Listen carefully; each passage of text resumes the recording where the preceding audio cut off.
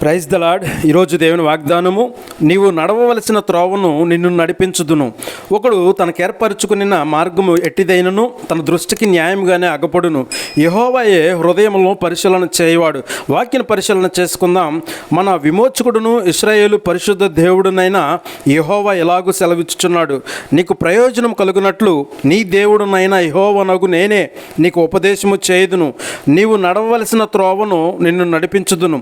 నీవు నా ఆజ్ఞలను ఆలకింపవలెనని నేనెంతో కోరుచున్నాను. ఆలకించిన ఎడల నీ క్షేమము నది వలెను, నీ నీతి సముద్ర తరంగము వలెను ఉండును. నీ సంతానము ఇసుక వలె విస్తారమగును, నీ గర్భఫలము దాని రేణువుల వలె విస్తరించును. వారి నామము నా సన్నిధి నుండి కొట్టివేయబడదు, మరువబడదు. మనుషునికి ఇంతకన్నా ధన్యత భాగ్యము ఏముంటుంది? ఆలకించుడి. పరిశుద్ధుడైన దేవుడు, సర్వోన్నతుడైన దేవుడు వాగ్దానం చేయుచున్నాడు కదా.